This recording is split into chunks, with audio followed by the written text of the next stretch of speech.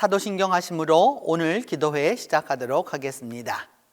나는 전능하신 아버지 하나님 천지의 창조주를 믿습니다.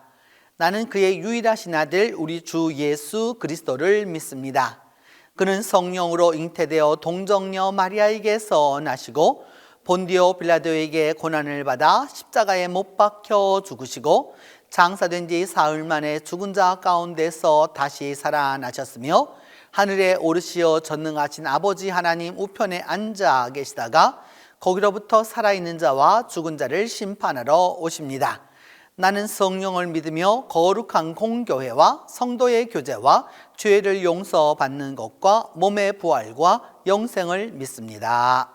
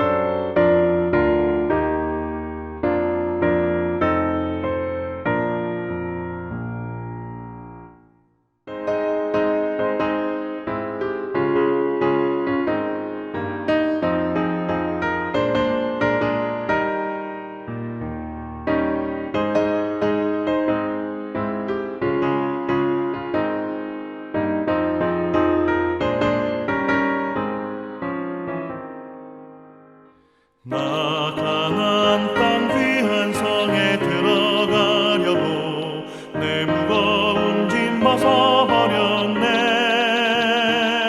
죄 중에 다시 방황할 일 전혀 없으니 저 생명 시냇가에 살겠네. 길이 살겠네. 나 길이 살겠네. 저 생명 시냇가에 살겠네.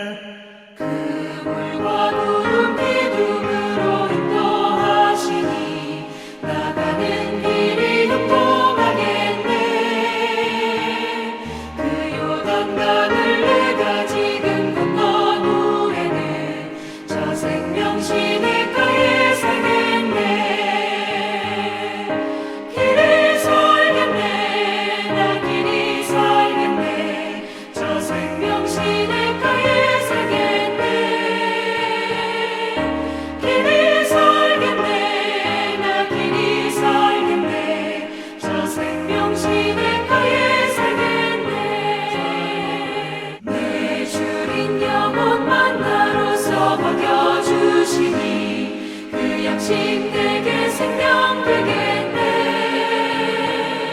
이후로 생명 양식 주와 함께 먹으며 저 생명 시냇가에 살겠네. 길이 살겠네. 나 길이 살겠네.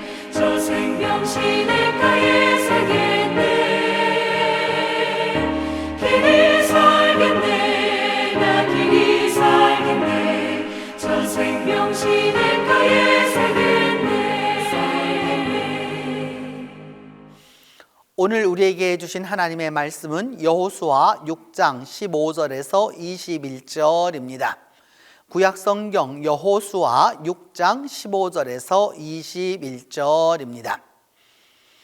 일곱째 날 새벽에 그들이 일찍이 일어나서 전과 같은 방식으로 그 성을 7번 도니 그 성을 7번 돌기는 그날뿐이었더라. 7번째 제사장들이 나팔을 불 때에 여호수아가 백성에게 이르되 외치라, 여호와께서 너희에게 이 성을 주셨느니라. 이 성과 그 가운데 있는 모든 것은 여호와께 온전히 바치되 기생 라합과 그 집에 동거하는 자는 모두 살려주라. 이는 우리가 보낸 사자들을 그가 숨겨 주었음이니라. 너희는 온전히 바치고 그 바친 것 중에서 어떤 것이든지 취하여 너희가 이스라엘 진영으로 바치는 것이 되게 하여 고통을 당하게 되지 아니하도록 오직 너희는 그 바친 물건에 손대지 말라. 은금과 동철 기구들은 다 여호와께 구별될 것이니 그것을 여호와의 곳간에 드릴지니라 하니라. 이에 백성은 외치고 제사장들은 나팔을 불매 백성이 나팔 소리를 들을 때에 크게 소리질러 외치니 성벽이 무너져 내린지라. 백성이 각기 앞으로 나아가 그 성에 들어가서 그 성을 점령하고 그 성 안에 있는 모든 것을 온전히 바치되 남녀노소와 소와 양과 나귀를 칼날로 멸하니라. 오늘 본문은 아주 유명한 이야기, 여리고 성벽이 무너져 내리는 바로 그 이야기입니다. 가나안 정복 기사에 있어서 여호수아에 있어서 가장 유명한 이야기이고 오늘도 우리가 또 많이 알고 있는, 또 설교자들도 사랑하고 성도들도 사랑하는 바로 그 이야기입니다. 오늘 이 본문 가운데서 우리가 한 3가지 정도를 살펴보아야 하는데 그 첫 번째는 7이라는 숫자입니다. 7일째가 되었고 그 7일째에는 7번을 돌았다라고 이렇게 성경은 이야기하고 있습니다. 7일, 7일 동안 돌았고요. 그 다음에 그 7일째 되던 날에는 또 7번을 돌았다. 그래서 우리는 그냥 7번이다 라고 생각하지만 성서시대에 7이라고 하는 숫자는 그런 의미가 아니었습니다. 이제 1번, 2번, 3번 뭐 이렇게 그렇게 숫자를 세가는 것도 있지만 7이라고 하는 숫자는 특별히 성서시대의 고대 근동에 있어서는 완전수를 의미합니다. 그래서 더 이상 할 수 없어요. 그 가장 마지막까지 다 한 거죠. 그러니까 7번을 돌았다라고 하는 것은 이제 더 이상 돌 필요가 없게 되었다라는 말하고 같은 말입니다. 이제 그들이 할 수 있는 바 그것을 다 하게 되었고 그 다음에 그 7번을 그렇게 돌았고 그 다음에 또 한 번은 무엇이냐 하면은 그 성을 또 그 하루에 7번을 돌았던 것이 언제였느냐? 7번째 날이었다라고 하는 겁니다. 그러니까 완벽함에 완벽함을 더했다라고 할 수 있겠죠? 7에 7을 갖다가 다시 놓았다라고 하는 것을 알 수 있습니다. 그렇게 성을 7번을 이렇게 돌았는데 그 7번째 돌 때 7번째 마지막으로 다 그러니까 완성이 되었다라고 하는 그 의미를 우리가 기억해 두어야 하는 것이죠. 그런 부분에 있어서 여러분 신앙적으로 살아가면서도 하나님 안에서 우리가 어떤 일을 행할 때에 하나님의 그 기준에 도달해야 합니다. 7에 도달해야 하는 것이죠. 7에 도달하지 아니하면 6번 해갖고는 될 수 없습니다. 그리고 그 7째 날에 7번을 돌아서 완벽을 기한 것처럼 또 완전을 기한 것처럼 하나님이 원하는 방법대로 해야 하는 것이죠. 이것이 우리 믿음 생활에서 필요합니다. 물론 우리는 공로주의는 배격합니다. 또 그리고 여러 가지로 인간적으로 하려고 하는 그런 것들은 다 그것은 배격합니다. 그러나 분명한 사실 하나는 무엇이냐? 우리가 하나님이 원하는 기준에 도달해야 한다는 사실입니다. 그것은 7번이었습니다. 두 번째는 무엇이었느냐? 두 번째는 어떤 것이었느냐?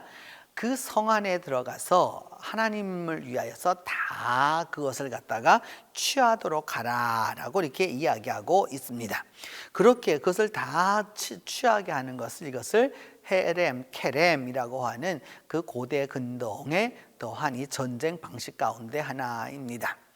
우리는 너무 잔인하다, 어떻게 다 죽일 수 있는가, 그렇게 다 없앨 수 있는가 라고 생각해 보지만, 여러분 우리가 신앙생활을 하면서 우리 자신이 살아가면서 느끼는 거잖아요. 여러분 어제까지도 하나님 앞에 바로 서겠다라고, 그리고 또 하나님의 말씀대로 살겠다고 결심하고 결정하고 또 그렇게 행하려고 훈련하고 그 모든 것을 다 해보지만 그 다음날 되면 또 어떻게 되죠? 여러분 언제 어제 그랬느냐는 듯이 오늘 또다시 여전히 죄를 짓고 있고, 여전히 혈기 부리고 있고, 여전히 내 원하는 것을 하고 있고, 여전히 변하지 않은 나의 모습을 보게 되는 것이죠.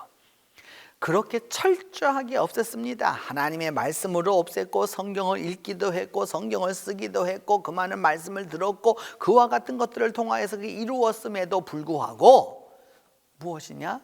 하나님의 음성을 듣지 못했다는 것이죠. 그리고 변화가 일어나지 않았다는 것이죠. 여기에 바로 문제가 있는 것이죠. 오늘 성경이 말하고자 하는 이 케렘이라고 하는 이 신앙의 그 사유는 어떤 것이냐면, 그래서 철저하게 없애야 한다는 것입니다. 그 철저하게 없앰으로 말미암아 무엇을 이룰 수 있느냐? 그 다음 하나님 앞에 온전하게 드림이 된다라고 하는 것이죠. 여러분 우리는 한국 교회는 예배가 참 많았습니다. 이 코로나 이전에는 참 많았습니다. 많다 보니까 교인들의 예배라고 하는 것이 말로는 하나님께 최선을 다해서 드린다고 그러고요, 말로는 뭐 하나님 앞에 예배를 드린다고 그래요. 그러면서 실질적으로 예배 시간에 딴 생각하고요, 그 다음에 조르는 사람도 많고요, 이제 예배 설교만 시작되면 조르는 사람도 참 많고요, 예배에 임하는 자세가 그렇게 올바르지 못하면서 하나님 앞에 예배한다고 합니다. 그러면서 세월이 지나면 묵게 되죠. 묵은 교인들의 특징들이 있죠. 여러분 내가 얼마나 많은 예배를 드렸는데 그러면서 자꾸 얘기를 하게 되죠. 하나님 앞에 온전히 드리지 못한 것입니다. 온전하지 못한 것은 하나님은 원치 않으십니다. 이것을 우리가 기억해 두어야 하는 것이죠. 그리고 세 번째로 오늘 본문을 통해서 기억해야 될 것은 하나님의 것에 손대지 말아야 합니다. 하나님의 이 전쟁에서 하나님의 것은 하나님의 것이다 라고 하는 것을 우리가 구별할 줄 알아야 하는 것이죠. 때때로 사람들은 내가 노력해서 버는 돈이고, 내가 노력해서 이만큼 얻었고, 내가 사업을 했고, 내가 노력을 했고, 내가 이만큼 힘을 썼고, 내가 이만큼 공부했고, 내가 이만큼 했고, 내가가 하는 거죠. 물론 인간이 해야 하는 것이죠. 인간이 노력도 해야 되는 거고, 공부도 해야 되는 거고, 힘도 써야 하는 거고, 그 모든 것이 필요합니다. 그러나 여러분 그렇게 할 수 있도록 도와주신 분이 누구신가요? 하나님이시잖아요. 그렇게 내가 할 수 있도록 기회를 주신 분이 누구신가요? 하나님이시죠. 그렇게 할 수 있도록 힘을 주신 분이 누구신가요? 하나님이시죠. 그렇다면 하나님의 것에 대하여서 내가 함부로 하지 말아야 합니다. 하나님의 것은 온전히 하나님에게 돌려드려야 하는 것이죠. 이것이 이 신명기로부터 시작되어서 열왕기까지 계속해서 이어지는 케렘이라고 하는 신학적 사고입니다. 하나님 앞에 온전히 드리라는 겁니다. 완벽하게 드리라는 거죠. 그것을 못했던 사람들이 바로 아주 제일 많이 했던 사람들이 누구였냐? 사사기 시대의 사람들이었죠. 그렇게 하나님이 없애주는데도 또다시 일어납니다. 농사를 지어보거나 화초를 키워본 분들은 압니다. 풀은 여러분 심지 않아도 너무 잘 자랍니다. 곡식은 가꾸어도 잘 자라기가 어렵습니다. 믿음도 마찬가지인 것이죠. 아무리 잘 가꾸려고 해도 악이 번성하기 때문입니다. 그렇기 때문에 오늘 본문에 나와 있는 대로 여러분 3가지, 7 하나님이 원하시는 그 수준까지 올라가야 한다는 것. 두 번째 하나님에게 것은 그 일곱이라고 하는 그 완벽함이 있고, 두 번째는 하나님을 위하여서 드리는 것에는 철저하게 하나님께 드려야 된다는 것. 그 다음에 하나님의 것에 대하여 손대지 말라고 하는 것이죠. 이 3가지를 꼭 기억하면서 오늘 하루도 축복된 하루로 살아가시기를 바랍니다. 기도합니다. 첫 번째는 하나님, 오늘 나에게 주어진 여리고를 믿음으로 돌게 해달라고 기도합니다. 인간적으로 보면은 그 성이 무너질 리가 없습니다. 인간적으로 보면 그것이 망가질 리가 없습니다. 그러나 믿음으로 보면 그 성이 무너질 수 있습니다. 그렇기 때문에 믿음으로 오늘 나에게 주어진 여리고를 돌도록 위하여서 기도하고, 두 번째로 여리고가 믿음으로 무너진 것처럼 오늘 여리고도 그 믿음으로 무너지게 해달라고 함께 기도하겠습니다. 세 번째는 믿음의 능력과 권능으로 우리가 승리할 수 있도록 위하여서 기도합니다. 네 번째는 하나님이 나의 힘이 되시는 역사를 경험하게 해달라고 같이 기도하겠습니다. 첫 번째는 나에게 주어진 여리고를 믿음으로 돌게 해주시고, 여리고가 믿음으로 무너진 것처럼 오늘 우리의 여리고도 믿음으로 무너지게 해주시고, 우리 모두가 믿음의 능력과 권능으로 승리할 수 있도록 위하여서 기도하고, 네 번째는 하나님이 나의 힘이 되는 역사를 경험하게 해달라고 같이 기도하겠습니다. 함께 기도합니다. 하나님 아버지, 은혜를 감사하고 감사합니다. 3500여 년 전 이 땅에 있었던 여리고가 믿음의 사람들로 말미암아 7번을 돌고, 또한 그 7번째 날에 다시 7번 돌고, 제사장들이 그것에 나팔을 부을 때의 성이 무너져 내렸던 것처럼 하나님, 오늘도 나에게 주어진 여리고를 믿음으로 돌 수 있도록 은혜를 베풀어 주시옵소서. 진정으로 인간적으로 보아서는 내가 이길 수 없고, 인간적으로는 내가 그 일을 다 행할 수 없는 것이지만, 믿음으로 여리고를 돌아서 그 여리고 성이 무너지는 것을 오늘도 볼 수 있도록 하나님이 함께하여 주옵소서. 여리고가 무너진 것처럼 오늘도 우리가 믿음으로 여리고를 무너뜨릴 수 있도록 하나님께서 함께해 주시옵소서. 하나님, 그리함으로 말미암아 우리가 믿음의 능력과 권능으로 승리하게 하여 주시고, 하나님이 나의 힘이 되시는 역사를 경험할 수 있도록 하나님이 붙들어 주시옵소서.